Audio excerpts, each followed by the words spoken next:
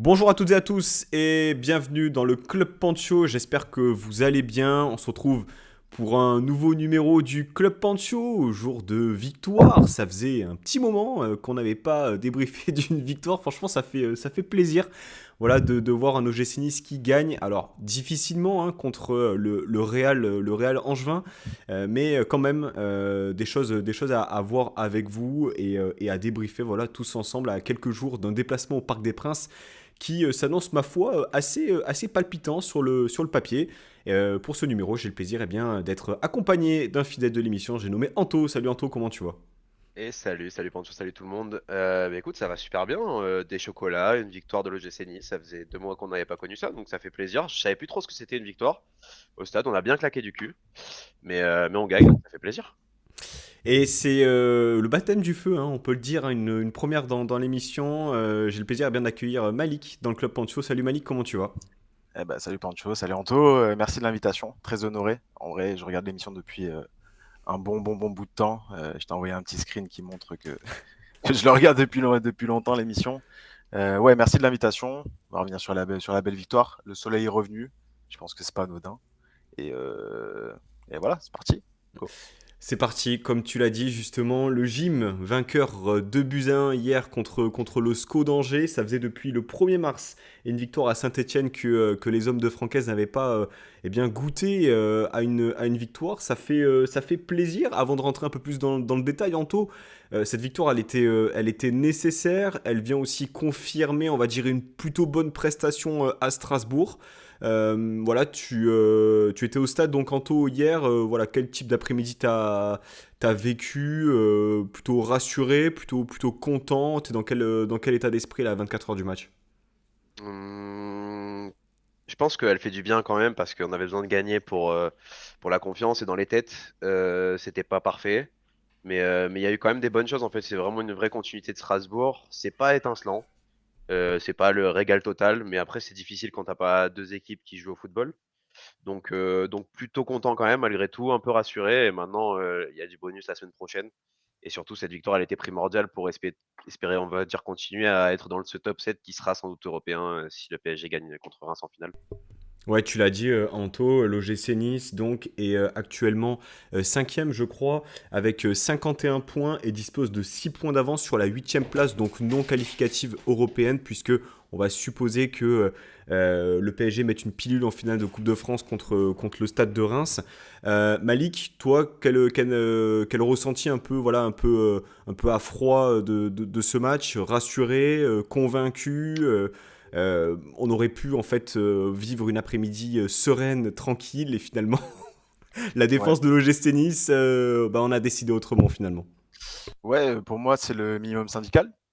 Moi je vais être un peu plus tranchant. Je trouve que c'est le minimum syndical de ce qu'on a fait hier. On jouait le 15e de Ligue 1. Si on aspire à la Coupe européenne encore l'année prochaine, pourvu qu'on fasse meilleure prestation, mais si on aspire à la Coupe d'Europe l'année prochaine, c'est le minimum syndical que tu pouvais faire contre cette équipe d'Angers, en fait, qui joue clairement son maintien et sa survie. On était à la maison, dimanche de Pâques. Bon, franchement, j'étais parti pour normalement un festival de buts. C'est pas fait. Comme tu dis, on s'est fait même peur défensivement. Mais voilà, en fait, là, c'est typiquement pour moi le match où je dirais on retiendra les 3 points. Euh, je trouve que, enfin, on aurait dû mettre beaucoup plus. On devrait montrer en fait notre supériorité. J'aime pas parler des bookmakers, mais on était quand même coté à 1,30. Est-ce que ça s'est vu sur le terrain? Je suis pas forcément sûr. Euh, voilà, l'important, je garderai les 3 points. On aurait pu soigner le goal à virage, dommage. En même temps, vu l'attaque mise en place, bon, on y reviendra, mais c'était un peu compliqué. Et voilà. Mais ouais, l'important, c'est les 3 points et c'était minimum syndical pour moi. Et l'important, c'est souvent le plus essentiel, hein. Retenez, Ouais, retenez cette, cette phrase ouais, c'est ça. philosophique. Bravo. Tu l'as dit, en fait, Malik, match qu'on aurait dû se rendre facile. Et écoute, tu nous lances un peu sur les choix faits par Francaise, parce qu'il y avait quand même pas mal de turnover. Alors, des choix et aussi des contrainte finalement. Bombito blessé, Dante blessé, et donc les deux choix, Anto finalement au démarrage, c'est Rosario titulaire au milieu de terrain avec Hicham Boudaoui et Badreddine Bonani qui composait la ligne de 3 offensive avec Gaëtan Laborde et Jérémy Boga.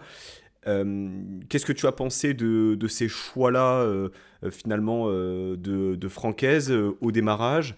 Voilà, question de gestion d'effectifs et aussi voilà, de gestion aussi des absences. Donc Melvin Barr a été introduit dans cette défense à 3 et Abdi également titulaire sur le flanc gauche.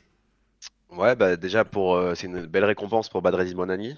Je suis très content pour lui parce que bah, c'est peut-être le seul entrant qui faisait des rentrées correctes et qui apportait un minimum quelque chose durant les derniers matchs, et notamment sa dernière rentrée contre Strasbourg où à sa rentrée par le changement tactique aussi, on a eu un peu plus de jeu, donc c'est très bien pour lui. Il le mérite, c'est peut-être l'attaquant qui, en tout cas, le montre le plus depuis des semaines, ce qui est grave parce qu'il n'y a pas eu beaucoup de temps de jeu et que c'est pas non plus flamboyant.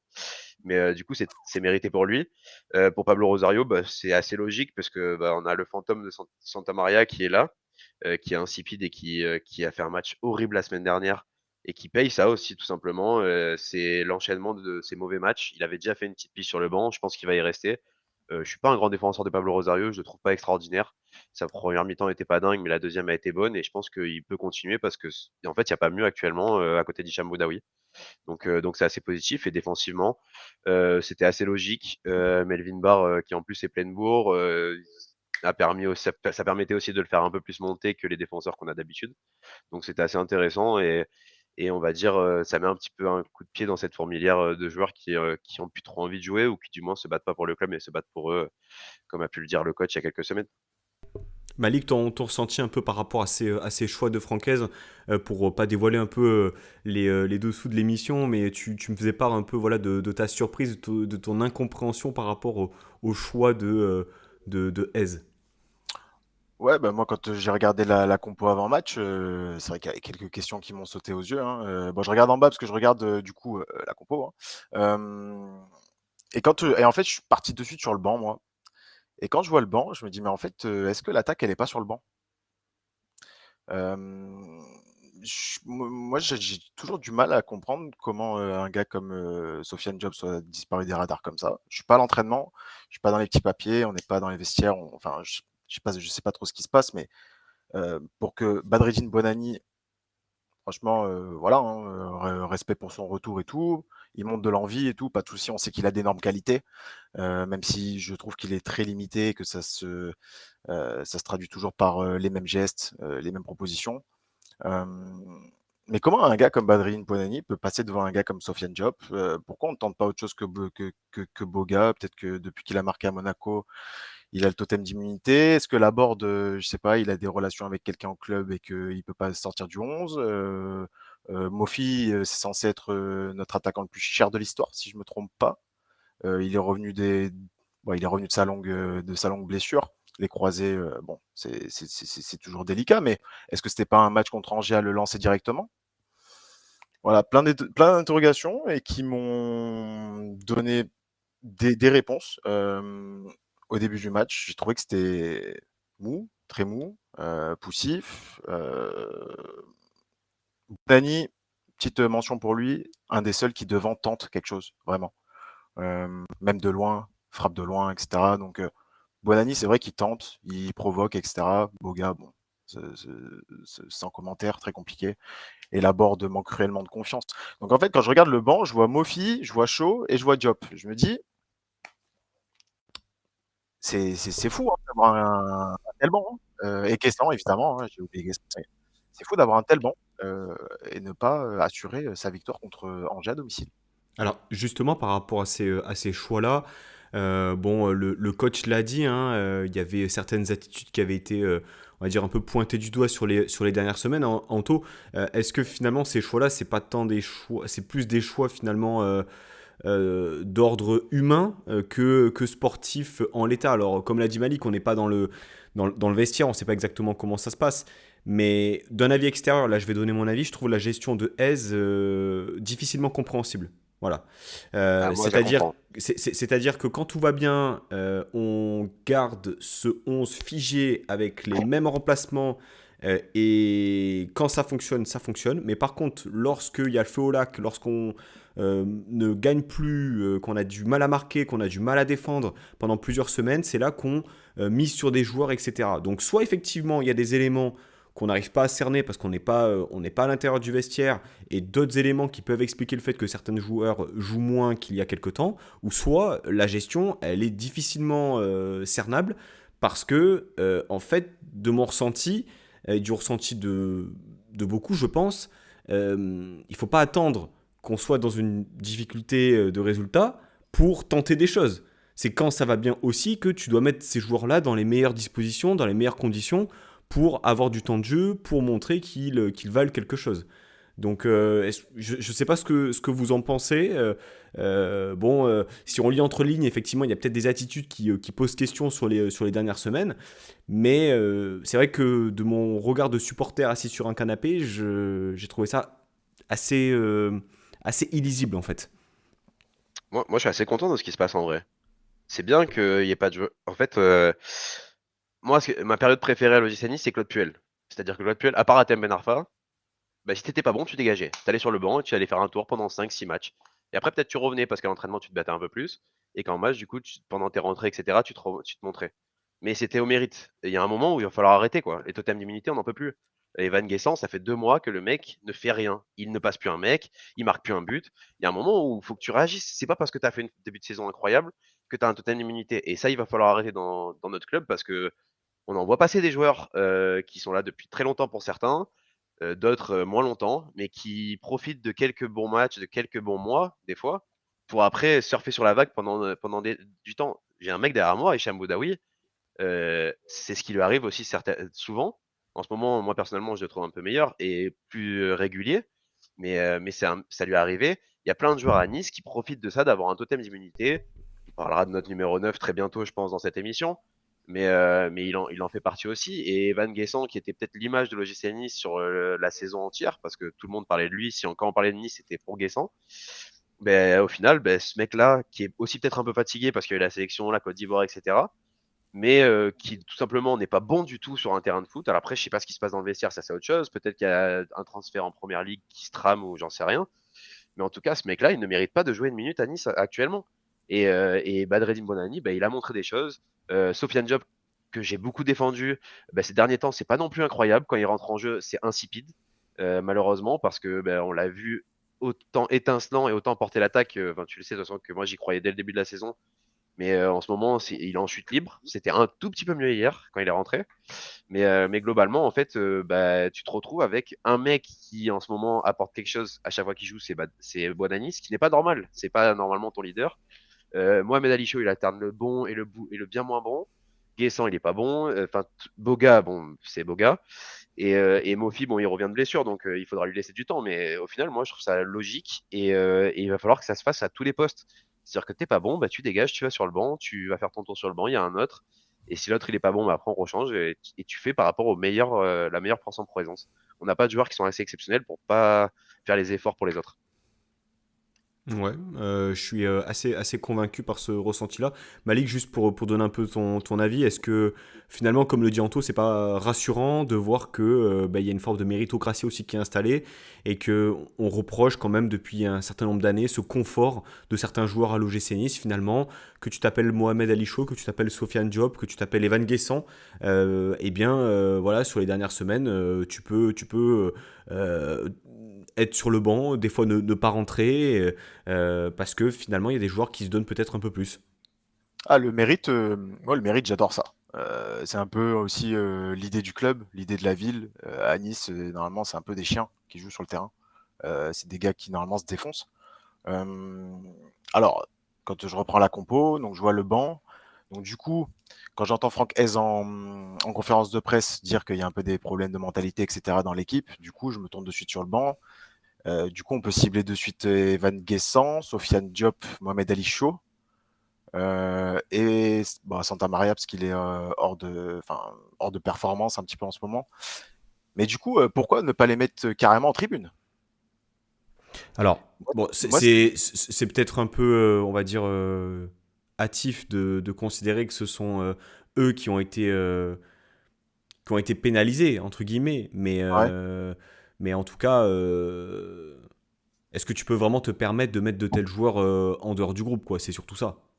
Bah, de toute façon, si tu les mets sur le banc, tu t'attends à ce qu'ils jouent, allez, maxi 30 minutes. Contre Angers, normalement, avec le groupe que tu as, ça devrait passer même sans eux, Ouais, en mais soi. tu En sais, soi. tu peux pas être aussi excessif de les mettre en tribune. T'as quand Ah même bah, un groupe à garder. Euh, En réalité, il faut que tu mets des petites claques. On l'a vu, hein, Dembélé à Paris, par exemple, qui a fait un petit tour sur le banc. Il est revenu, il a mis 18 buts en 3 matchs. Tu vois, peut-être que. En fait, je pense que si tu vas plus loin, c'est vraiment que si tu écartes le joueur et que presque il reviendra pas. Par exemple, Andy Delors à Montpellier qui a joué en N3, je pense qu'on ne le reverra plus de la saison sous Montpellier. mhm, Mais un joueur, tu essaies de garder quand même un minimum concerné. Peut-être qu'il rentrera pas à certains matchs pour certains, peut-être qu'il rentrera quelques minutes. ok. Quoi qu'il arrive, je pense que quand tu as un statut comme Evan Guessant aujourd'hui ou Mohamed Ali Chaud, même Sofiane Diop, je pense que quand tu ressors de ton match et que tu as joué que 20 minutes, tu te dis putain, quand même, ça va faire mal, tu vois, l'ego et tu dois un peu te remettre en question. Après, c'est à Ouais, eux de mais réagir. est-ce que quelqu'un a des infos? Qu'est-ce qui s'est passé avec Sofiane Diop? Parce qu'il n'a pas été reblessé depuis un moment. Alors, Le gars, c'est un peu notre dynamiteur de notre belle série qu'on avait enchaînée. C'est grâce à son retour et à ses bonnes performances. Et le gars, il n'a jamais eu la chance et l'opportunité d'être titulaire, en fait, tout simplement. Euh, je sais pas. alors, il y a une info qui est sortie, justement, ça me permet de faire un lien avec l'actualité par rapport au contrat de Sofiane Diop, qui, à partir de l'année prochaine, deviendrait en fait le meilleur salaire, enfin le plus gros salaire du club. Mhm. J'ai plus les chiffres en tête, mais on se situerait aux alentours de 350 000 euros ou 300, enfin même autant que Gaëtan Laborde. Il a un contrat qui va jusqu'en 2027. Putain, le deal de l'enfer, quoi. Donc, après, il faut juste supposer certaines choses. Il y a peut-être effectivement une affaire d'attitude. Il y a surtout une affaire de performance, je pense, sur les dernières semaines, comme tu l'as dit, Anto. Et même hier, on y reviendra peut-être un peu plus en détail. Mais là, le comportement sans ballon de certains entrants, honnêtement, enfin moi, m'a particulièrement dérangé. Voilà. Et notamment Sofiane Diop. C'est-à-dire que genre, le football, c'est pas uniquement quand t'as le ballon, quoi. C'est aussi l'effort, surtout lorsque tu mènes que d'un but. Donc il y a aussi un monde où, en fait, on a fait comprendre à Sofiane Diop, alors, je ne pense pas que ça soit passé comme ça, mais j'imagine bien aussi l'idée. Vu le contexte financier dans lequel on est, bah écoute mec, tu vas quasiment toucher 400 000 euros à partir de l'été prochain. En fait, on peut plus te garder, quoi. On peut plus te garder. Donc après, qui serait prêt à mettre autant sur la table pour un joueur qui n'a pas de saison de référence depuis qu'il a signé chez nous? Je ne sais pas. Mais bon, je suppose, hein, mais en tout cas, c'est un élément à prendre en considération au regard des finances dont on parle depuis quelques Et, années avec Ineos. et pourquoi on tenterait pas de lui donner les clés du camion un peu à ce gars? Parce que je suis désolé, hein, pour moi, c'est toujours le meilleur joueur, hormis Guessant qui stat, c'est le meilleur joueur de cette saison. Diop, à chaque fois qu'il était sur le terrain, le gars perf. Sauf les deux derniers matchs où il y a eu un problème avec Hez et tout le groupe là. Mais, euh, mais Diop, en fait, c'est lui notre remontée au classement. C'est lui notre remontée en performance. Et je comprends pas pourquoi il y a toujours un bashing Diop au sein du groupe. Enfin, moi, je suis toujours choqué de voir Diop en fait sur le banc. En plus, au prix où il nous a coûté. Comme tu dis, Pancho, le salaire qu'il va toucher. Quand je vois ce qui se fait sur le terrain, je vois pas pourquoi Diop il aurait pas sa chance de en fait démarrer un match. Voilà. Pas d'explication. En tout cas, ce qu'on peut dire, c'est que les choix de Franck Hez, pour en revenir au match, messieurs, ont porté leurs fruits, puisque le premier but vient quand même de deux joueurs, justement, qui eh bien, n'étaient pas partis pour être titulaires sur cette rencontre-là. Hein. Une merveille de passe de Badreddine Buonani, une finition de la tête de Pablo Rosario. Pablo Rosario, donc, qui a mis son quatrième but de la saison. Je ne sais pas si on se rend compte, hein, le type a fait 100 matchs chez nous sans marquer de but. Et là, cette saison, il en met 4, donc 3 en Ligue 1 et 1 en Coupe d'Europe de mémoire. Eh bien, un beau but, Anto, j'ai envie de dire, dans la construction, dans la patience. Et pour appuyer cet élément-là, on avait eu ce match contre Nantes où on avait fait une cinquantaine de centres. Sur le match d'hier, je crois que j'ai vu qu'on en a fait que 4. Oh, on n'en peut plus hein, du FC Centre, hein. Oui, mais Franchement, c'est-à-dire que dans notre là, approche, c'était bien. on a été un peu plus, alors je saurais pas comment dire, un peu plus patient et à rechercher peut-être un peu plus l'axe plutôt que de se débarrasser limite de la balle sur les côtés, à mettre des Ouais, centres. il y a ça, et après, il y a aussi. Alors, malgré tout, Boadani, ok, on va me dire, toi, tu l'aimes bien, machin et tout. Mais en tout cas, il a été hyper remuant, surtout en première mi-temps, où bon, on l'a beaucoup vu combiner aussi avec Jonathan Klaus. C'était plutôt positif. Et du coup, tu te retrouves avec un mec qui enfin crée quelque chose. Notamment avec Boudaoui qui avait un peu plus d'espace. Alors là, on y reviendra peut-être, mais tactiquement, j'ai trouvé les milieux beaucoup plus hauts que d'habitude. Notamment Boudaoui qui venait presque jouer numéro 10 par moment. Alors c'est pas toujours parfait, mais il le faisait. Rosario qui était un relais beaucoup plus proche des attaquants. C'est ça, c'était très intéressant. Et du coup, ça te permettait de créer du jeu. Alors sans doute parce qu'on a besoin de moins de mecs derrière pour couvrir. Mais en tout cas, ça c'était très très cool. Et cette passe de Buonanni, bah, en fait, c'est bien parce que c'est là où on l'attend. C'était centre intérieur aussi, ce qu'on n'a pas du tout pour l'instant chez nous. Et puis, bah, tu te retrouves ouais, avec bah, Van Guessant qui ne passait plus un mec, qui ne faisait plus un appel, et qui du coup ne créait rien. Bah, tu étais obligé de passer par Jonathan Klaus qui débordait comme un fou furieux et qui faisait des centres. Et donc c'est plutôt très intéressant. On a deux centreurs de qualité hier sur la droite de notre jeu, ce qui est très intéressant. Et Ali Abdi peut le faire aussi. Donc voilà, c'est bien qu'on fasse des centres, mais il va falloir en faire moins. C'est quand même dommage que notre numéro 9 on le trouve jamais. Mais globalement, c'était vraiment bien. Le fait aussi Rosario qui vient couper, bah, c'est peut-être il y a que lui qui a ce profil-là pour l'instant, tant qu'il n'y a pas Ndombele qu'on ne reverra pas cette saison. Donc c'est très bien. C'est positif aussi dans les choix de Hez, c'est-à-dire que s'il a fait des choix forts et qu'il veut passer un message aux autres, bah ce but-là, clairement, il va dire regardez les gars, pourquoi j'ai fait ce choix-là? Parce que eux, ils courent et eux, ils font des efforts.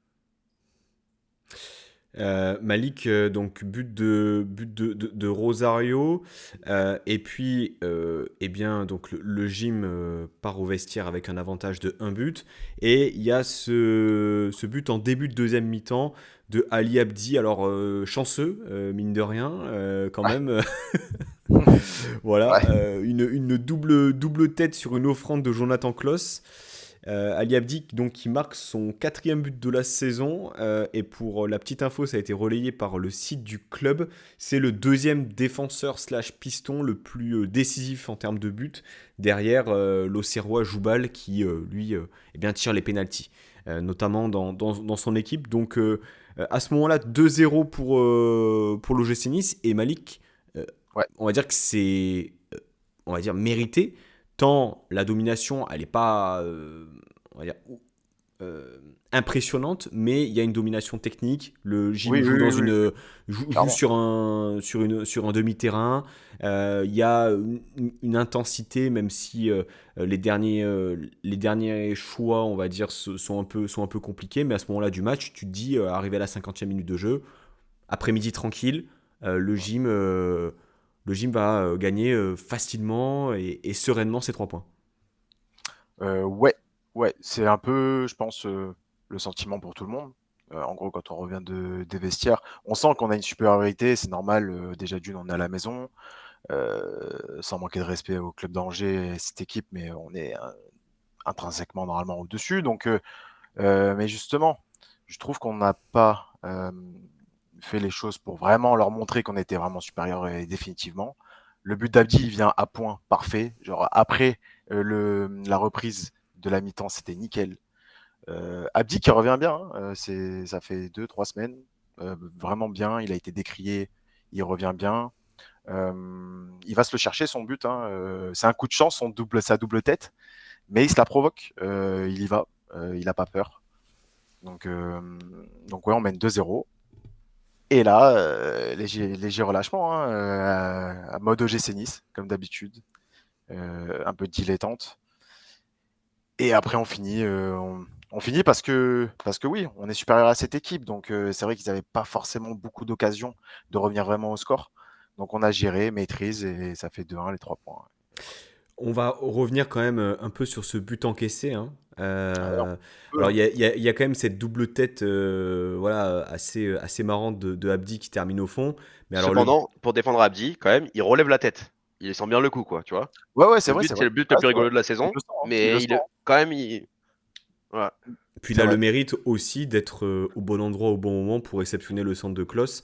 Non, Donc il a envie, hein. là-dessus, en termes de détermination, c'est vrai que on n'est pas étonné de la part du joueur. Mais alors, le but encaissé par l'OGC Nice, excusez-moi, mais vous avez l'image en tête. Alors Youssouf, naturellement fautif, puisque c'est lui qui foire un peu sa transmission pour Melvin Barr. Mais Ouais. Malik, je pense que tu as assez bien résumé la chose lorsque je t'ai questionné là-dessus. En fait, Youssouf, principalement fautif, on va dire l'erreur va être comptabilisée pour lui, mais Oui. on peut autant Non, aussi pour moi, c'est les 3. responsabiliser Bouka que Barr qui n'attaque pas son ballon. Ouais, ouais, c'est exactement ce que je t'ai dit par message. Pour moi, c'est les 3. Boulka qui. Alors oui, je sais que la philosophie de Hez, etc., ressortir bas, ressortir court, etc. Donc il applique les règles, hein. Là, on peut pas lui en vouloir. Mais il met Youssouf dans une situation c'est une galère. Il y a 3 attaquants. Youssouf, il est meilleur physiquement que balle au pied, on le sait. Donc, il a très peu de temps pour voir ce qu'il va faire. Il regarde Melvin, bon bah il lui donne. Ça passe pour moi un manque de calcium. Je sais pas, appuie un peu le ballon. Et Melvin, il est sur les talons, donc il met du temps à remonter. Et l'attaquant, il a bien senti, il passe devant. Donc pour moi, ouais, c'est un peu les 3. C'est un peu les 3 incriminés, même si oui, on retiendra Youssouf. Ouais. Moi, je vais quand même. C'est une tradition, hein, semaine après semaine. Mais clairement, et encore une fois, hein, c'est pas pour lui envoyer un scud, mais c'est réellement ce que je pense, et j'aurais dit exactement pareil si ça avait été Dupé dans les cages. Pour moi, effectivement, je te rejoins Malik, hein, les trois sont fautifs, mais pour moi, la responsabilité plus Bouka. Pourquoi? Parce que à ce moment-là, Ouais, c'est lui qui a il le a le jeu. jeu face à lui. Ouais, je suis Il a d'accord. le jeu face à lui. Il Allons. sait ce qu'il Mm. peut faire. Euh, Dès qu'il prend cette responsabilité de donner à Youssouf, qui est face à lui, dos au jeu, qui ne, alors qui n'a pas pris l'information. Là, effectivement, c'est de son ressort. Mm. Mais il a mis dans une situation où Youssouf a senti que tu avais un adversaire qui le pressait.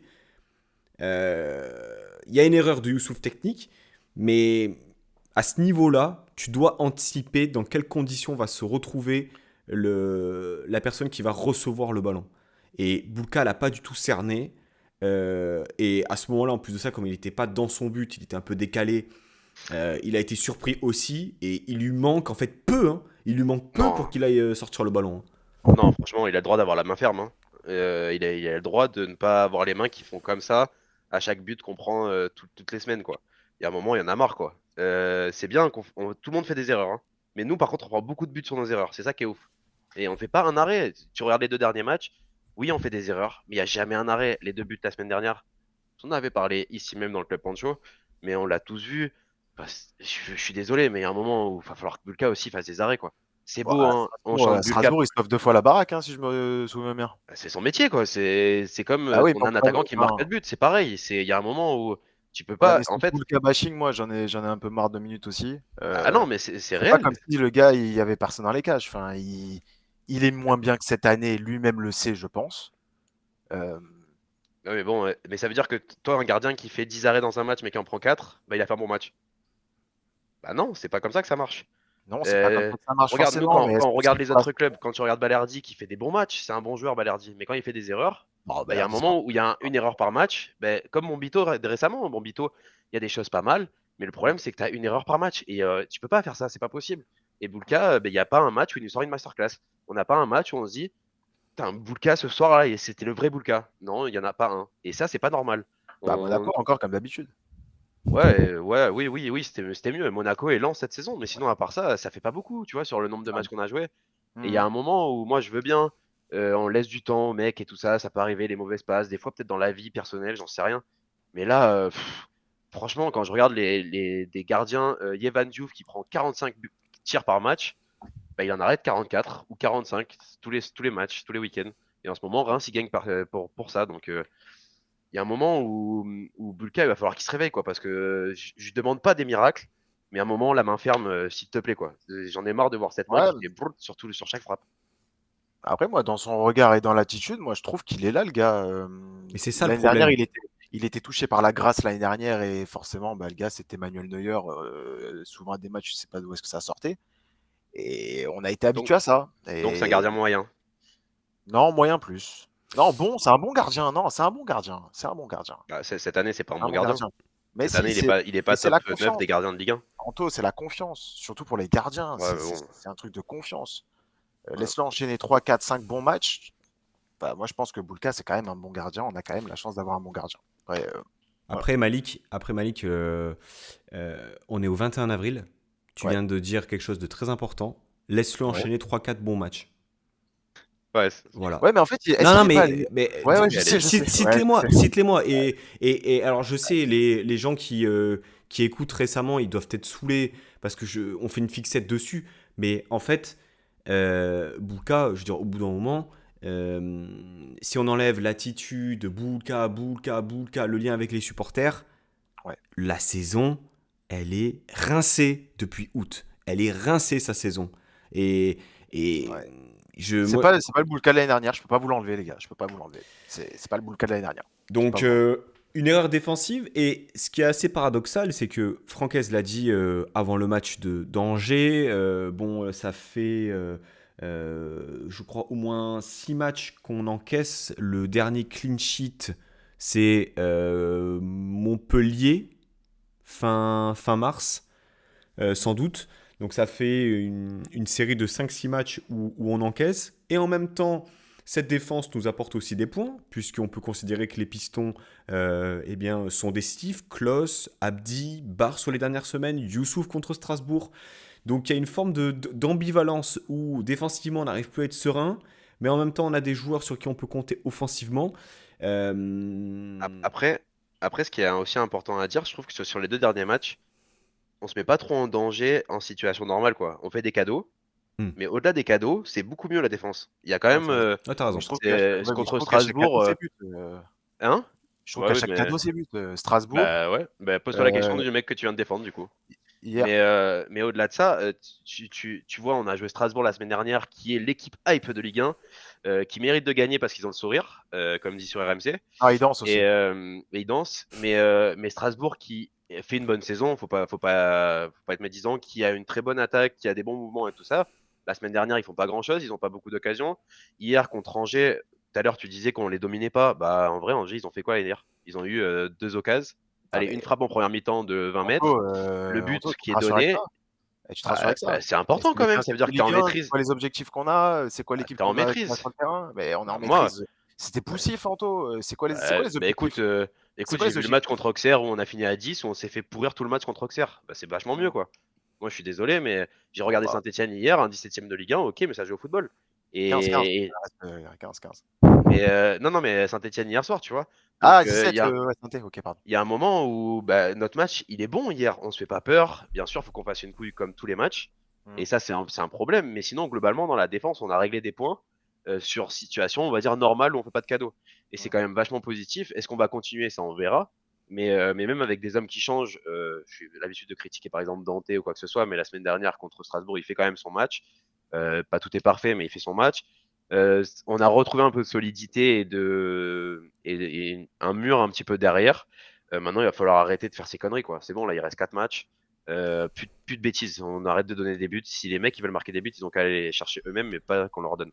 Youssouf, auteur également d'une erreur en première mi-temps, il me semble, où il y a eu je crois que c'est Abdelmonem qui rattrape ça, ou un des autres défenseurs. Donc Non, c'est effectivement, lui-même. Ouais, oui. ouais. C'est lui-même qui vient Enfin, tacler. j'ai en tête en fait une situation où Esteban Le Paul récupère le ballon, il est face à deux Niçois et c'était sur une erreur de Youssouf. Non, mais ce qui est problématique, après, que vous soyez en accord ou pas, c'est que sur les deux derniers matchs, on est aux alentours de 0,45 buts attendus. C'est-à-dire que sur les derniers matchs, on ne doit pas encaisser autant qu'on encaisse. Ça, c'est vrai. Ça, c'est une Et certitude. Strasbourg, effectivement, ce sont deux erreurs. Angers, c'est une grossière erreur défensive. Euh, Maintenant, on a parlé de Bouka, il faut parler aussi de la défense. Mais comment est-ce que vous l'expliquez ça finalement? Moi, je rejoins un peu Malik quand même sur le constat du match. On est quand même. Il reste 4 matchs, donc c'était quoi la 30e journée contre. Voilà, la 30e journée. Euh, on n'a pas l'impression que cette équipe progresse. Voilà, et alors. Non, mais Effectivement, le foot, il faut du temps, etc. On est à la première année de Francaise, etc. Honnêtement, sur ce match-là, première année de Francaise ou pas, tu dois en passer 4 et tu dois te rendre le match facile. ouais, mais Et le contenu, il est pas dégueulasse. Effectivement, tu mérites de gagner. Les stats le disent. L'impression visuelle le dit aussi, le confirme. Mais gagner 2-1 ce match quand tu sais que Lyon qui est derrière est à plus 17, tu es à plus 18, tu pouvais te retrouver, j'en sais rien moi, à plus 21 ce soir. oui, mais vous êtes pas étonnés quand même, les gars. On a un attaquant qui depuis 10 matchs n'a pas marqué. On galère à marquer des buts. On a changé toute notre ligne d'attaque depuis le début de la saison. Forcément qu'on progresse pas. Il y a des problèmes qui sont profonds dans ce club. Il y en a certains journalistes qui en ont parlé. On en a parlé aussi ici. Et on les voit. Et forcément, on peut pas progresser. C'est pas possible. On n'a aucune continuité. La seule continuité qu'on a, mais c'est au milieu parce qu'on a que 2 mecs. Donc forcément, tu peux pas les changer. Mais sinon, à part ça, on n'a aucune continuité. Les 3 mecs qui sont là, il y a un mois et demi. Il y en a un qui était placardisé, un qui était blessé et l'autre, bon, qui était en pleine bourre, mais c'est fini.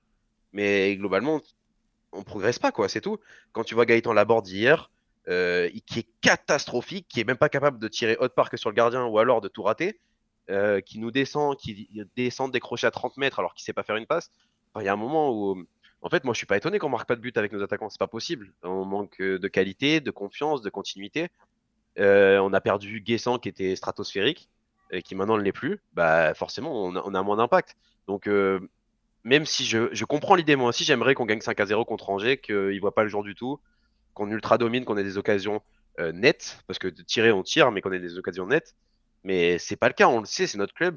Et pour l'instant, y a rien qui changera jusqu'à la fin de la saison, quoi. Peut-être l'année prochaine, ou encore, l'année prochaine on sera encore déçu, j'en sais rien, mais voilà quoi. Ouais, Malik, t'en ressenti un peu sur ce que vient de dire Anto et par rapport à ça, parce que euh, on compte énormément sur nos défenseurs et sur nos milieux pour marquer des buts dernièrement. En même temps, t'es friable quand même défensivement. Et puis devant, que tu mettes Laborde, que tu mettes Shaw, que tu mettes Guessant, que tu mettes Boga, que tu mettes bon, Buonanni pour le coup a été plutôt performant. Là, on a l'impression que voilà, attaque plutôt en berne sur les dernières semaines. et ben maintenant, avec ce que vient de dire Anto, là, je le rejoins à 300%.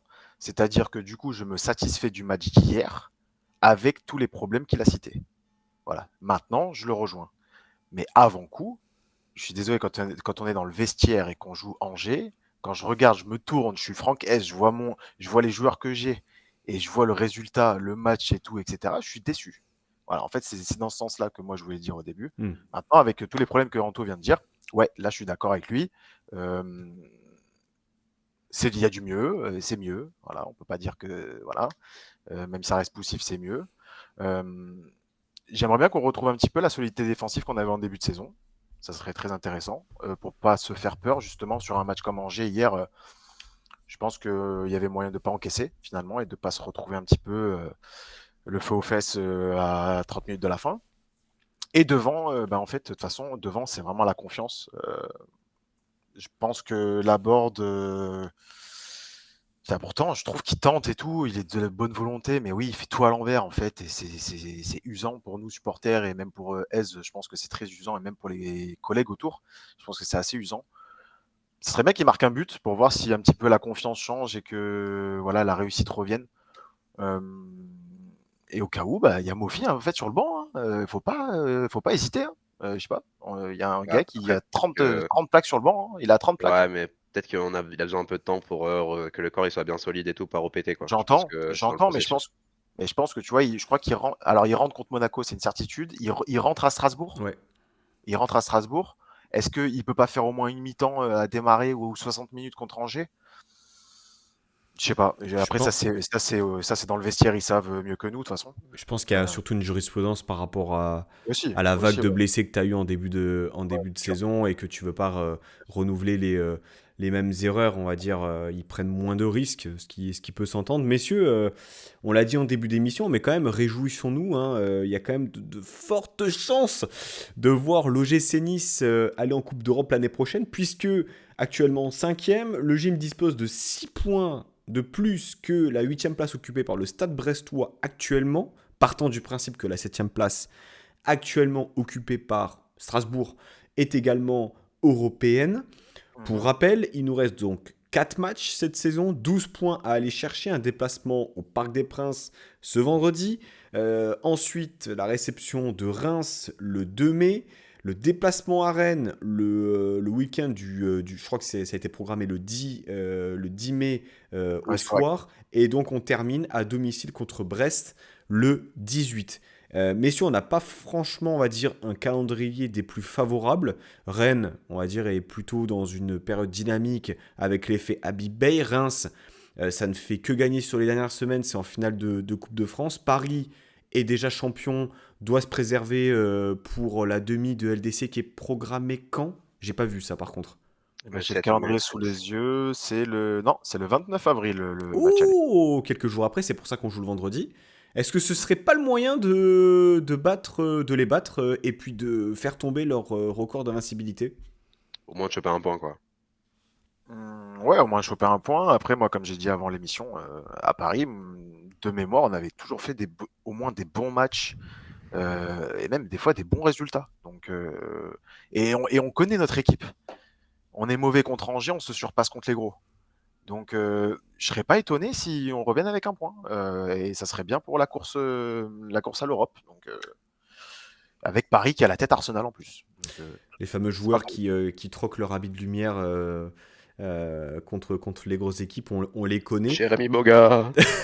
Non mais oui, Non, il me semble qu'il avait été buteur l'année dernière en Coupe de France lorsqu'on se fait éliminer. Messieurs, vous sentez comment Enfin, vous la sentez comment cette fin de saison? C'est plutôt bien parti. Alors déjà, vous voyez Nice où? Bon, je me doute que vous aimerez bien sûr la meilleure des compétitions à l'issue de cette saison-là. Ça paraît quand même un peu plus compliqué. Je vais mettre sur le classement tout de suite. La troisième place est à 3 points. Goal average un peu plus défavorable. On est à 2 points de Lille, quatrième. On est plutôt bien placé, mais que de regrets aussi par rapport au nombre de points perdus sur des matchs, voilà, Nantes, Auxerre, ces matchs-là où finalement tu aurais pu creuser un peu l'écart. Anto, si tu veux y aller par rapport à ce calendrier-là et cette fin de saison-là, bon, est-ce que l'Europe est assurée selon toi? Non, parce qu'on est le GC Nice. Et qu'on chute toujours au moment où on nous attend pas de chuter. Donc, on va dire que le match prochain, c'est un bonus. Il nous reste 9 points après. On prend une équipe de Rennes qui est sur une phase ascendante, qui veut sans doute bien finir parce que la saison elle est catastrophique pour eux et que mettre un bon point pour l'année prochaine. Le seul avantage, c'est que Reims sera certainement sauvé à ce moment-là et aura la tête tournée vers une autre compétition. Donc, faudra en profiter. Et après, c'est possible même qu'on joue une finale contre Brest à domicile pour cette 7e place contre Eric Roy. Ce serait vraiment dommage de vraiment se venger d'Eric Roy et qu'il soit pas européen et que nous, oui. Vraiment, ça me ferait mal au cœur pour lui. Mais voilà, ça peut être une finale.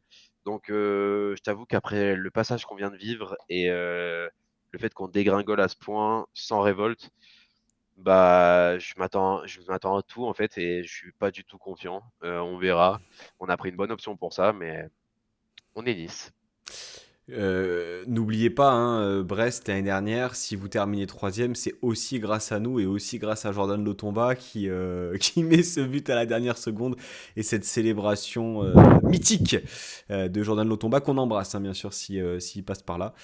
Malik, sur cette fin de saison, tu le vois comment voilà, on se projette un peu sur Paris avant de revenir un peu sur les prestations individuelles de ce match. ouais, bah Anto il a dit, hein, de toute façon, 4 matchs. Quand je prends les matchs, ouais, bah c'est neuf points minimum si tu veux jouer quelque chose. Enfin, c'est 9 points à prendre et regarder les autres ce qu'ils font. Voilà, de toute façon, c'est comme ça que ça marche. Et plus il y a affinité, le petit bonus à Paris vendredi. Mais après, on ne sait pas, c'est quoi les objectifs réels dans le vestiaire. Nous, évidemment, supporters, comme il a dit Anto, on veut jouer ou je sais pas si c'est toi, Pancho, qui l'a dit, mais on veut jouer la plus belle des compétitions, évidemment, celle en bleu, celle qui joue le mardi et le mercredi. Après, bon, après, de toute façon, il y aura le mercato et tout après derrière, si jamais on se qualifie pour ça. Mais en vrai, moi, je veux juste bien finir, en vrai. Je veux que un petit peu l'équipe ressemble un petit peu à l'engouement qu'il y a quand même des supporters. Voilà, les supporters présents, toujours derrière quand même si on est en faible nombre à chaque fois au stade. Mais voilà, je veux sortir fier en fait de cette fin de saison et voir où est-ce qu'on termine voilà, le plus haut possible, évidemment. Ouais, vous répondez pas réellement, les gars. Concrètement, une saison réussie, bon, c'est quoi? C'est top 4? Ou est-ce que là, Ah, vous signez des ok. deux mains, vous signez des deux mains pour une cinquième place, là? Moi, je signe 5 et plus c'est affinité. Après, moi, je pense que 5 c'est notre niveau, hein. 4, c'est pas notre niveau. Voilà. Anto? Bah, moi, je pense que si on n'a pas la Ligue des Champions à la fin de la saison, c'est une saison à 0 sur 20. Donc, Ouf. bah ouais, c'est la Bah, Coupe de France, on se fait ouais. humilier. La Coupe d'Europe, on se fait humilier. Le championnat, on avait de l'avance, on était bien. On n'avait aucune raison, surtout qu'on n'avait plus de Coupe d'Europe à jouer, on n'avait plus rien à jouer à part ça. Au bout d'un moment, c'est à la fin de la saison, il n'y a pas la Ligue des Champions. Bah, c'est un échec total de la saison de l'OGC Nice. Il y aura beaucoup de remises en cause à faire pour certains, pour le club en lui-même, sur ce qui se passe dans ce club tous les ans. Et on s'y dirige parce qu'il y a des équipes qui sont peut-être dans une meilleure dynamique que nous, on verra qui c'est qui finira là-haut. Mais s'il n'y a pas Ligue des Champions à la fin de la saison, moi je mets 0 sur 20 cette saison et il y a beaucoup de choses à jeter, notamment beaucoup de monde à jeter. Et en fait, si on parle niveau pur, c'est sûr on vaut pas mieux que la sixième place. Si on parle objectif, surtout par rapport à un classement qu'on était au fur et à mesure de la saison, je crois qu'on était sur le podium pendant un bon moment. Il a raison, Anto, c'est du 0 sur 20 si on se qualifie pas en Ligue des Champions. Si on prend le point de vue comptable, c'est sûr que c'est un échec si on ne termine pas en Ligue des Champions. Je suis assez d'accord avec ça, mais Anto, je trouve qu'il y a il y a une contradiction. Tu es assez tolérant dans la prestation de l'OGC Nice par rapport à ce qu'ils ont fait hier après-midi, mais par contre, c'est 0 sur 20 si on fait pas top 4 à la fin de saison. Bah oui, mais non, mais moi je suis pas satisfait de l'OGC Nice. C'est juste que, en fait, quand vous parlez du match et que vous êtes déçu et tout ça, bah, en fait, vous attendez à quoi? Vous attendez au FC Barcelone? Non, pas du tout, on n'est pas ça, on l'a pas vu de la saison. On l'a vu 3 matchs quand on jouait Ouais, avec un 10 où c'était un peu mieux, bah, où je on m'attends prenait quand même à tous du surclasser plaisir. Angers, quoi. Je veux dire, au moins Bah ça. ouais, mais non, Au on a moins ça. surclassé qui cette saison? Personne, à part Saint-Etienne, on était dans une soirée de grâce et qu'eux, ils faisaient n'importe quoi. Mais sinon, on a surclassé qui? Personne. Bah, Marseille. On a fait des bons matchs. Non, on a fait des bons matchs, mais on n'a pas surclassé non plus. Voilà, ils ont fait leur match. Bon. On n'a pas surclassé un petit de la saison cette année.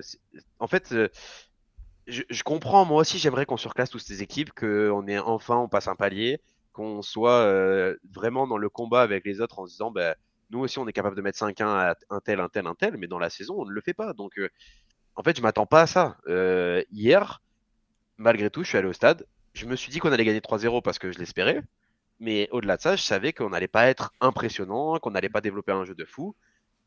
On est à la fin de la saison.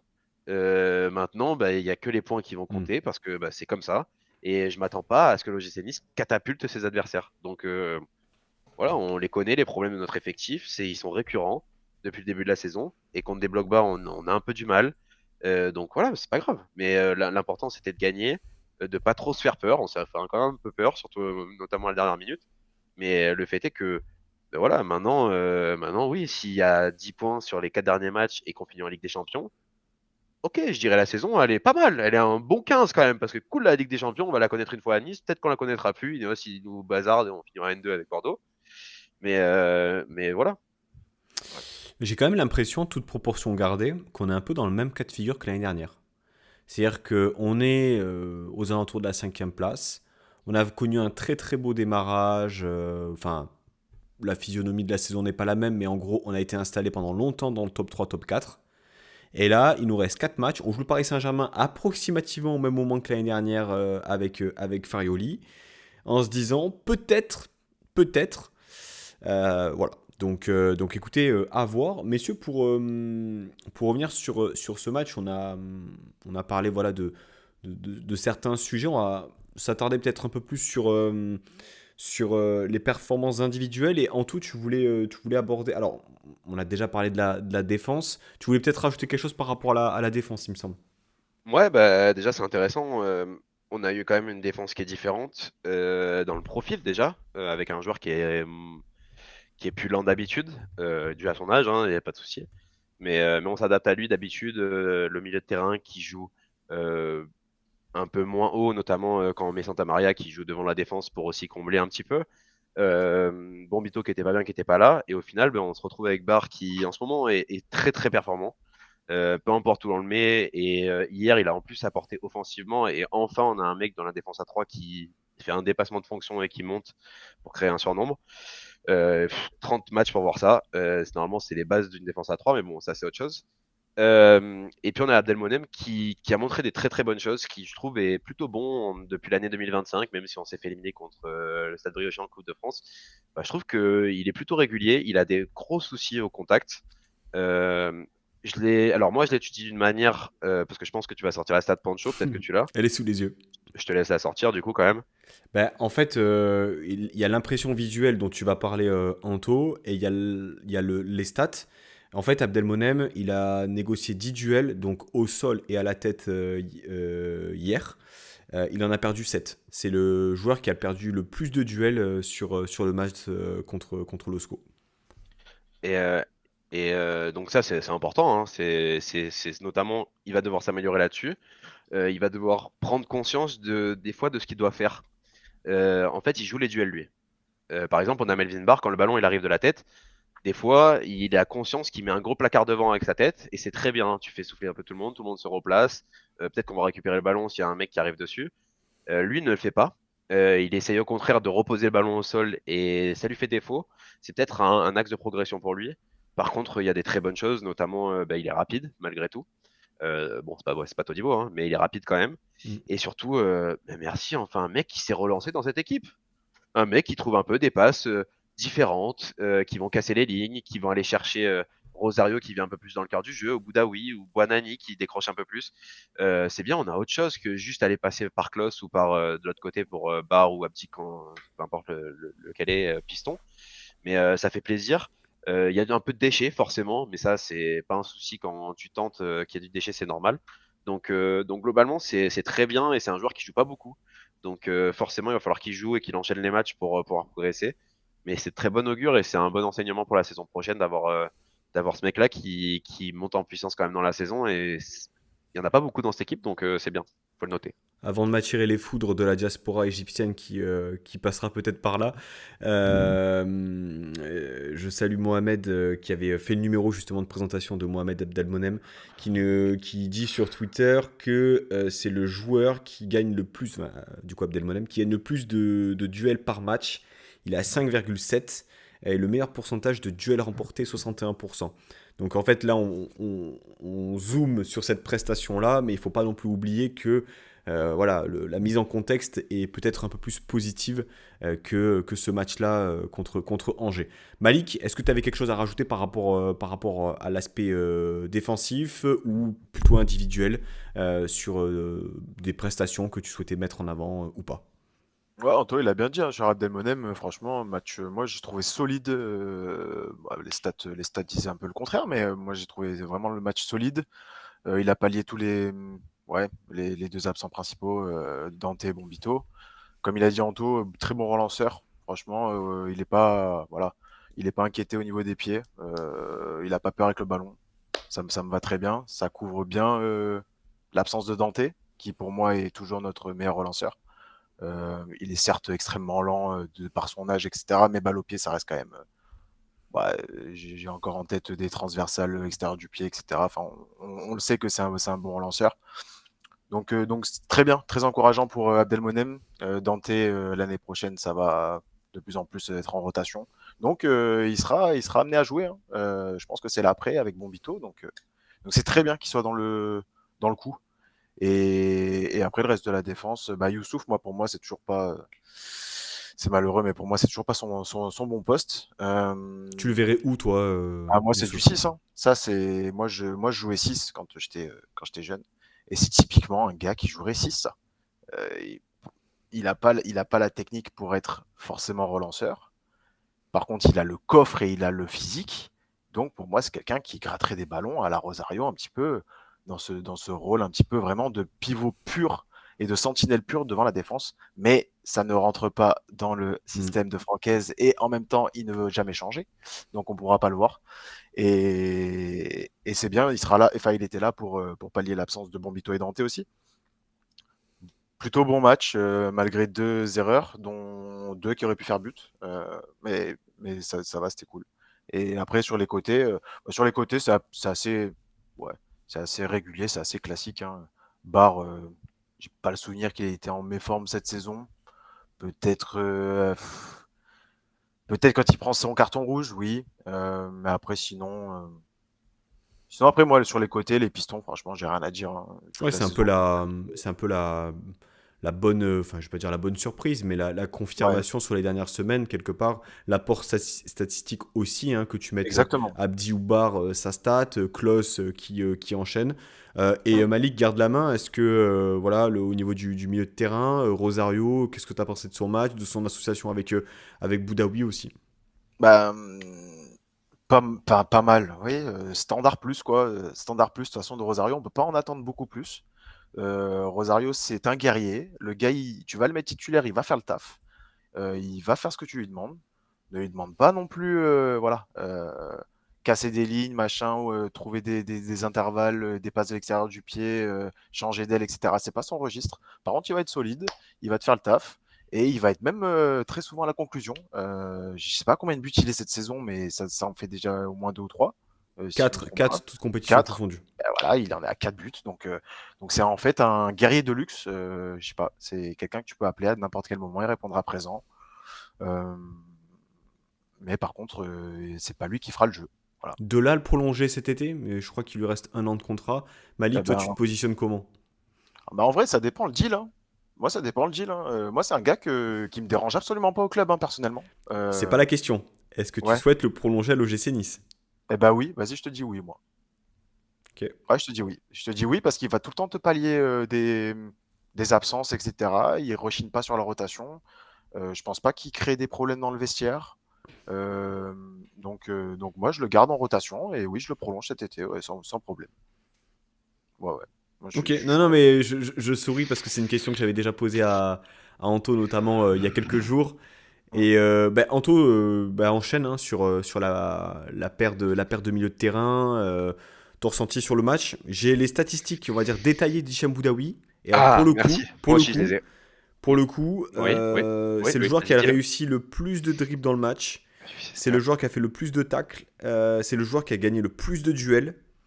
Il est à 8 récupérations dans le match.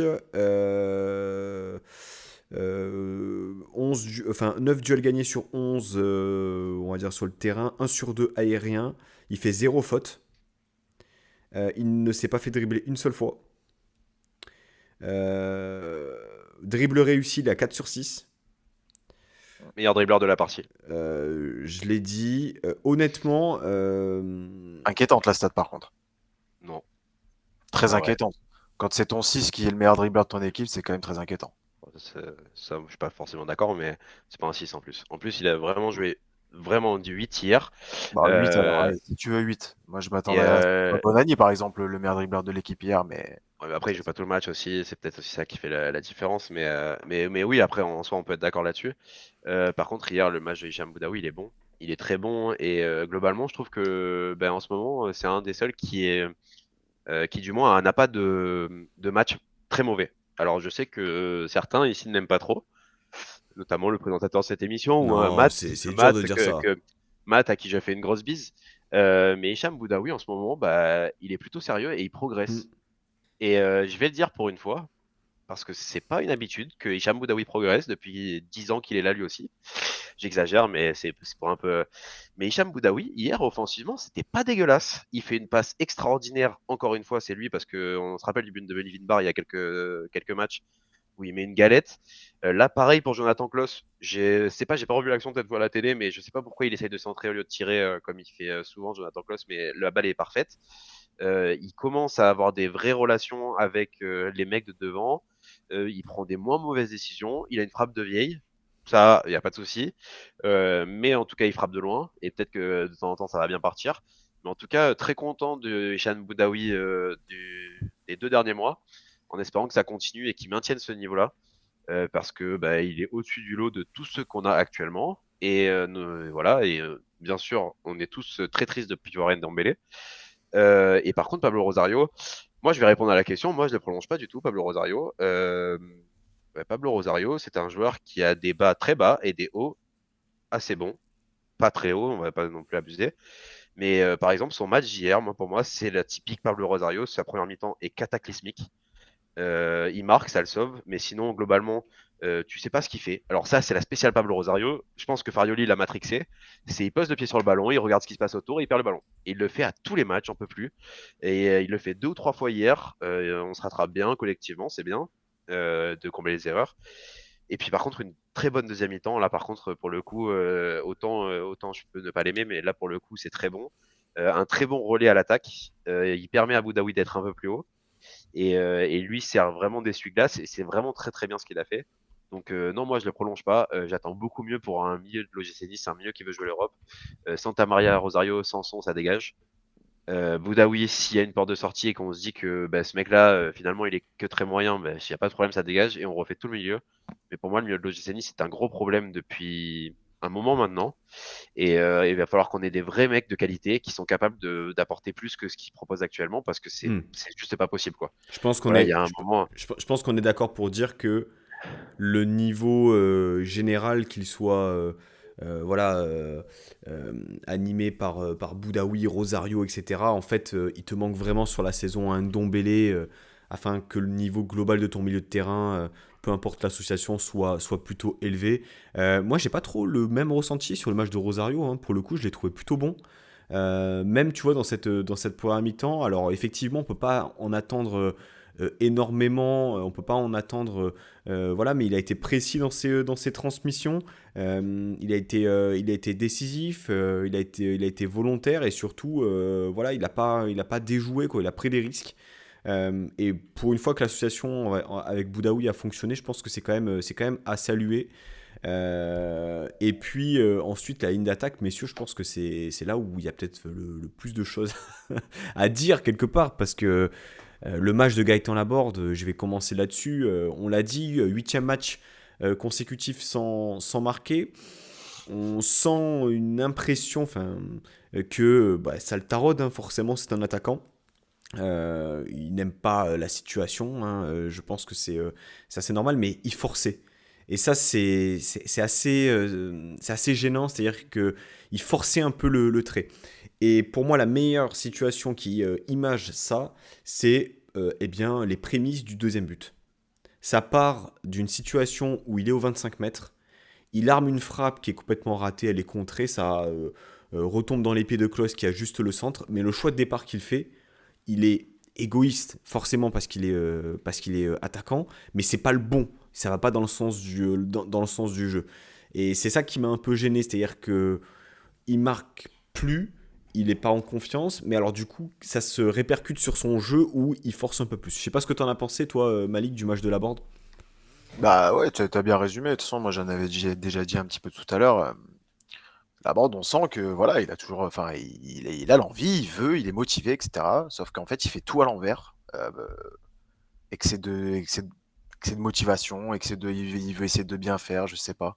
En tout cas, ce qui est sûr, c'est que la confiance, elle a disparu total. Même des choses toutes bêtes, comme tu dis, de décaler sur l'action des 25 mètres là. En fait, il devrait même pas frapper, il devrait de suite décaler Klose en fait, et on n'en parle plus. Mais il veut se rassurer, il veut, je sais pas, c'est un attaquant après, hein. Mm. Un neuf a besoin de marquer. Euh, Même si pour moi c'est pas vraiment un neuf, mais en gros voilà, c'est vraiment un poste offensif. Il a besoin de marquer Laborde, il a besoin de marquer pour retrouver un peu de confiance. Et malheureusement ça le fait pas, et il force et ça le fait pas. Donc à un moment donné, c'est aussi à notre coach de le voir un petit peu sur le bord du terrain. Ah, c'est vrai qu'il fait quand même 84, il Que fait quand même 84 minutes, hein. c'est ça, ouais, c'est ça. Ou essaye-le ailleurs. Notre Non. bon Farioli, Non, avant, non, non, non, non, non, non, mais il non, le foutait non, sur non, un non, non, côté. oublie ton idée de Ouais. merde. Non, excusez-moi, mais là, je suis désolé, Eh ouais, non, mais mais non, non. pourquoi pas? Je sais C'est pas. à Le but, Strasbourg c'est où il qu'il termine retrouve de sur, la. où il termine sur l'aile droite, non? Ouais, ouais, catastrophique. Ouais. Les mauvais feels back. Bah, le but, Euh, donc c'est quoi? Donc du coup, on est sur un dilemme là. Qu'est-ce qu'on fait? On le laisse devant et il tente jusqu'à nous gaver comme pas possible, ou le fout sur le banc? Et on Ah, termine comme ça avec la board. Qu'est-ce qu'on fait? Pour bah moi, ouais. pour moi Ouais. je m'attendais vraiment sur ce match-là à voir Guessant dans l'axe. Parce Bah, moi, je m'attendais à que avoir Mofi, mais bon. effectivement, il y a plus, on va dire, l'effet de surprise, il a plus le coup de rein physiquement, peut-être un peu atteint sur cette période de la saison. Mais je me Ouais. suis dit, bah, dans ce cas, fais-le rentrer dans l'axe. Il sera plus proche du but et il pourra peut-être sur une action être décisif. Et parce qu'à droite, on est garni. On a deux joueurs qui peuvent jouer ce poste-là. T'as Shaw, t'as Buonanni, au moins. Donc quelque part, voilà, moi je pense que là, on a affaire quand même à un joueur, voilà, il a tenté 5 tirs hier, 0 cadré, il touche 32 ballons, donc c'est pas non plus dégueulasse, hein. Mais on sent qu'il est dans le creux de la vague. Et alors effectivement, peut-être que le mettre sur le banc, ça serait dur, mais au regard de sa prestation, moi je trouvais quand même que... et puis tu l'as dit aussi Mofi, hein. Mofi qui revient, alors qui est sans doute pas encore à 100%, mais qui aura peut-être son mot à dire, surtout sur un match contre Paris, qui Ah, ça arrive va pas tarder de toute vendredi, façon. Ça va pas où tarder, hein. peut-être que le profil de Mofi se prêtera peut-être un peu plus à la confrontation contre le PSG. Bah après, moi personnellement, je suis coach de Logis Tennis. Je rencontre Paris la semaine prochaine. Evan Guessant commence en pointe. Et Mofi rentre. Et je sais qu'Evan Guessant, il fera un gros match. Parce que Evan Guessant, il veut la première ligue et qu'il sait qu'il sera regardé durant ce match. Et puis, non, mais Gaëtan Laborde, sa place, elle est sur le banc. Alors, moi, vous savez très bien que j'aime pas du tout Gaëtan Laborde. Enfin, j'aime pas c'est pas la personne, voilà, c'est en particulier, c'est le style de jeu. Je suis pas du tout, j'aime pas du tout les attaquants qui ne sont là que pour marquer. Je trouve que ça ne sert à rien. Tu peux pas combiner avec lui, tu sais pas pourquoi il décroche, du coup, il fixe plus la défense, il y a plus personne qui fixe la défense. T'aimes pas Euh, Erling Haaland alors? hmm T'aimes pas les attaquants comme Erling Haaland alors? Bah non, pas trop. J'aime pas Lewandowski, par exemple. Je trouve que c'est un bon joueur, mais Ouah. bah non, bah, je Non, suis mais là, désolé, les gars, mais débat parallèle, là, Anto, mais là, excuse-moi. non, Non. mais c'est Lewandowski, mon tu peux avis pas, tu après. peux pas, tu peux pas le résumer à un attaquant à la Haaland. Il a une Non, qualité non, non, bien technique. sûr que non. Non, non, mais c'est mieux que notamment Gaëtan Laborde, il n'y a pas de souci. Mais malgré tout, je ne suis pas fan de ce genre de joueur. Hmm. Et voilà, c'est pas. Voilà, après, je te reconnais, hein, c'est pareil, je suis pas fan du style de jeu de Kylian Mbappé. Pourtant, bon, cette année, c'est un peu plus compliqué, mais je le trouve très fort. Mais sinon, voilà, dans ce style de jeu, j'aime pas du tout. Donc c'est pour ça que moi je râle depuis des semaines. Et quand il marque, il n'y a rien à dire. Par contre, quand il marque pas, bah, il sert à rien. Et Gaëtan Laporte ne sert à rien. Il coupe une action à Abdi juste après le but d'Abdi. Il peut remarquer derrière, il arrive pleine balle. Ouais, c'est vrai. Il lui parle, il lui crie dessus. Bah, il se bouge pas, il veut tenter. Alors après, je comprends, c'est un neuf, il n'y a pas de souci. Mais en fait, Gaëtan Laborde, s'il marque pas, bah, Gaëtan Laborde, il ne sert à rien. Et comme en début de saison. Donc c'est triste pour lui. C'est triste pour nous aussi que bah, il ait perdu son état de grâce parce que si on avait Gaëtan Laborde en état de grâce comme il a été jusqu'à la fin de la saison, bah tant mieux, il nous aurait fait 16 buts en deuxième partie de championnat, c'était cool, hein. C'est pas le cas. Euh, C'est et quel puis je type de pense que neuf que t'aimes bien du coup, toi, Anto? bah moi par exemple Evan Guessant, je pense qu'en neuf il me plairait beaucoup, tu vois.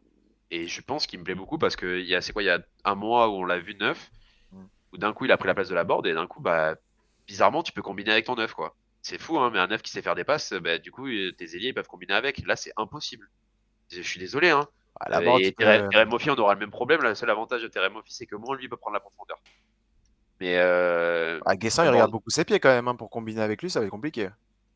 non, non c'était de mauvaise foi en vrai. Il combine quand même et tout. Puis Non là, mais je vais te faire une, Et bien ça, sûr. mais, mais ça fait quand même un petit moment qu'on n'a pas vu Guessant dans l'axe aussi, les gars. Enfin, Il moi, je a y trouve été que il y a 3-4 matchs là, où à un moment il a pris la place de Laborde et d'un coup on a vu des combinaisons notamment aussi, tu vois. j'aimerais quand Laborde, même, au travers de ce qu'on dit sur la board, chacun se fera son opinion sur le joueur, hein, qui est ouais. dans le creux de la vague, à qui il reste un an de contrat, et son cas sera étudié cet été parce que, eh bien, il jouit de certaines conditions salariales qui, on va dire, ne sont plus en accord. Un peu ce qu'on disait pour Sofiane Diop, hein, voilà. Euh, mais alors, Ouais. je suis On n'est d'accord pas pour. vraiment sur le même profil en vrai de vrai. Ouais, mais Pas le par même contre, âge, pas le même oui, je suis potentiel, d'accord. etc. Voilà. Mais en fait, il y a quand même une dimension financière qu'il faut qu'on prenne en considération. Mm. Parce que on est sur des salaires qui coûtent Ouais. énormément. Alors, je suis pas financier, hein, mais voilà. Job, ça va être cet été 325 000 bruts par mois. Avec Laborde, c'est du 8 millions à l'année. Voilà. Donc, je comprends que la situation de Job puisse poser question. Mais juste pour revenir sur le match de Laborde, moi, j'ai quand même de l'empathie. Parce que c'est quelqu'un qui se donne. C'est quelqu'un qui ne Ouais, moi triche aussi. pas. C'est quelqu'un qui a, qui a un don de soi et surtout une détermination dont on manque énormément. D'ailleurs, pas étonnant qu'il ait eu le brassard enfin, sur quelques matchs depuis qu'il est chez nous. Et j'aimerais quand même mettre en perspective le match de Jérémy Boga, à côté de celui de Laborde, qui a joué 65 minutes. Et alors écoutez bien, zéro tir cadré, un seul tenté. Zéro dribble réussi, un seul tenté. Alors c'est très statistique hein, aujourd'hui. Hein. Un duel perdu pour un duel joué. Euh, 0 sur 0 au duel aérien. Aucune faute subie. Alors ça c'est quand même assez fou. Aucune faute subie pour Jérémy Boga. Donc ça montre vraiment que le joueur, pardonnez-moi l'expression, hier, n'en avait strictement rien à foutre. Voilà. Et ça me gêne. Ça me gêne quand on sait que c'est un joueur talentueux. On a le débat régulièrement sur Jérémy Boga, Solis, est-ce que c'est un joueur d'équipe, etc. Chacun est libre d'avoir un avis là-dessus. C'est un joueur qui a une qualité technique supérieure, qui doit normalement te, te débloquer une situation. Et le match qu'il fait hier, alors bien sûr la board c'est peut-être un peu plus visible, c'est moins esthétique, et puis il y a la série en cours qui fait un peu plus mal, mais le match de Boga aussi, il est quand même compliqué les gars. C'est une catastrophe. C'est du Jérémy Boga, c'est dans les grands matchs, et ben d'un coup il est monstrueux parce qu'on le regarde. Dans les matchs pourris, il est nul et il est toujours nul. Enfin, Jérémy Boga, franchement, j'avais beaucoup d'espoir à son arrivée. Maintenant, c'est bon, ça fait trop de temps que je vois la même chose. Un mec qui court pas trop. Il défend un peu plus que passer un moment. C'est pas non plus brillant, hein, mais sinon, globalement, ouais, c'est Jérémy Boga, quoi. Euh, Après, il a pas trop un jeu à prendre des coups, c'est vrai, donc c'est peut-être pour ça qu'il a pas subi de faute. Mais non, c'est abusé, quoi. Non, Ouais, mais si c'est tu ironique, hein. provoques, si C'est tu ironique, c'est dribbles... ironique. Ah C'est oui ironique, d'accord, hein. oui pardon, Ouais, non, excuse-moi, non, c'est ironique. je suis Non, non, très, mais très premier degré. non, mais c'est ironique, mais voilà, Jérémy Boga, en fait, on a l'habitude. Et comme je t'ai dit, hein, si la semaine prochaine, parce qu'il sera titulaire, ben, je sais qu'il va faire un bon match contre Paris. Peut-être qu'il va marquer, peut-être qu'il va faire une passe décisive, enfin, il va être influent dans le jeu. Donc, on le sait, quoi. C'est ça qui est fou. Il y a un moment, Hakimi, il va prendre la profondeur dans notre dos, ça va repartir, il va avoir un peu d'espace, et s'il faut, il va les mystifier, il va marquer. Mais c'est Jérémy Boga, en fait. Et on a marre, quoi. Ouais, franchement, Malik. c'est pareil, c'est trop. Ouais, en fait, en fait, c'est typiquement le joueur qui a un bouton on-off. On quand il a envie, off quand il a pas envie. Et comme il a dit Anto, je pense que il est capable d'appuyer sur le bouton on dès vendredi, quoi. Contre Angers, il s'est dit ouais, bah, ça va passer tranquillement, j'ai pas besoin de me surpasser. En fait, c'est ça que je retrouve un petit peu sur Boga dans son attitude, c'est un petit peu de certaines fois de la suffisance, nonchalance. Après, c'est le style de joueur, enfin le style de poste aussi qu'il veut un peu ailier, provoquant, etc. Donc voilà, mais c'est vrai que là, normalement contre Angers, il doit se régaler le mec en fait. C'est là où il doit montrer toute sa puissance, sa vivacité et sa technique. Et ouais, il en a, enfin, ouais, moi, il m'a dégoûté devant la télé. Hein. Ouais, en fait, j'attendais le changement, hein, très clairement. Je voulais voir autre chose. Je voulais voir autre chose. Et c'est là où Hez, à chaque fois, je lui dis, putain, c'est tard les changements, quoi. Hmm. C'est tard, même Boga, vas-y, fais les changements avant, quoi. Au pire, tu le reposes pour Paris. Il est pas dans un bon jour, tu le reposes. Mais j'aimerais bien voir autre chose. Et ouais, Boga, il a encore loupé à l'appel, je trouve. Malheureusement. Messieurs, pour clôturer l'émission, je vais vous demander eh bien, votre MVP de la rencontre.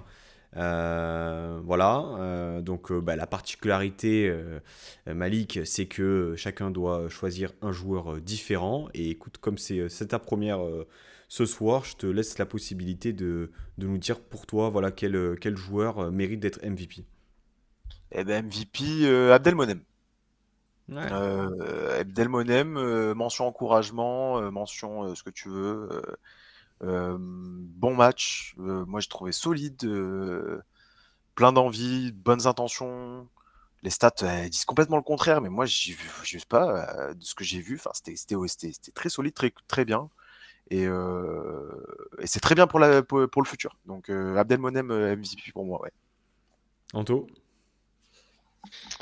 Écoute, il y avait deux joueurs qui faisaient balancer mon cœur. C'est évidemment Bonani et Moudaoui. Mais du coup, je vais le donner à Francaise, ce MVP. Et notamment pour le fait d'avoir mis cette coupée dans la fourmilière. C'est pas possible. Et si, malgré tout, C'est pas les possible. gars, on est déçus tous les ans. Hmm. Et j'espère qu'un jour notre club va changer de mentalité, qu'on va arrêter d'être des gros losers de merde comme on est notre club tous les ans. Et il n'y a que comme ça qu'on va y arriver, c'est en bougeant les choses. Donc ben, moi je vais lui mettre à lui. Et merci d'avoir fait un peu des changements. Et espérons que ça remette la tête à l'endroit à certains pour le sprint final. Mais voilà, c'est pour ça qu'il aura mon MVP. C'est pas forcément trop sur le tactiquement, etc. Même si l'absence de Dante a fait qu'on a eu quand même des changements tactiques visibles. Mais voilà, Francaise MVP continue à mettre le boxon dans ce club et de changer un peu les choses. Moi, je te rejoins sur ça, Anto. Et puis, le simple fait que Buonanni et Rosario soient impliqués dans le premier but renforce l'idée selon laquelle, effectivement, on peut le trouver un peu, on va dire, un peu têtu, forcément, par rapport à ce dispositif-là. Puisqu'on a vu aussi qu'en 4-2-3-1, ça pouvait être intéressant. Maintenant, moi, eh bien, il va aller à Badreddine Buonanni. Clairement, sur ce match-là, je l'ai trouvé intéressant. Je trouvais Klose aussi percutant et c'est pas pour rien. On a un gaucher à droite, ça laisse de l'espace. On a un joueur qui semble être en confiance, qui est aussi récompensé d'une passe décisive suite à sa belle entrée contre Strasbourg. Et s'il joue et s'il passe devant certains joueurs aujourd'hui, c'est que c'est pas du favoritisme, c'est qu'il y a une forme de méritocratie. Et aujourd'hui, bah, s'il mérite de démarrer contre Angers, c'est pour envoyer des messages, oui, mais c'est aussi pour le féliciter. Et en ce sens, voilà, alors qu'il était totalement à l'abandon sur les dernières semaines, fin d'année 2024, même début 2025, il était hors groupe même par moment. Je trouve qu'il est sur une bonne pente. Voilà. Après, bien sûr, il joue 65 minutes. C'est encore perfectible. Il est encore jeune, etc. Mais en tout cas, j'ai bien aimé ce que j'ai vu. Et je trouve que la qualité de la passe, la zone trouvée, etc., il a quand même quelque chose. Voilà. Souvenez-vous aussi du but qu'il met à Montpellier. Voilà. C'est un joueur qui peut apporter vraiment quelque chose et qui est encore voilà, un diamant encore à polir. Et j'espère qu'il restera suffisamment de temps chez nous pour qu'on en tire aussi des bénéfices sportifs.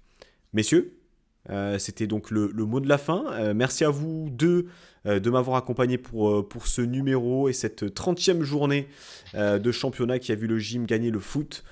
On se retrouvera normalement cette semaine eh bien, pour parler du Paris Saint-Germain en amont avec un avant-match que j'espère pouvoir enregistrer rapidement. Auquel cas on se retrouvera eh bien, pour le débrief dans le week-end. Passez une excellente semaine. Malik, Anto, merci. Malik, bravo pour ta première, t'as été au top. Merci Pancho, très gentil, très honoré. Et puis à très vite, Labaïta et Issa Nissa. Ciao, ciao. Le prince de Béchar. Sanissa.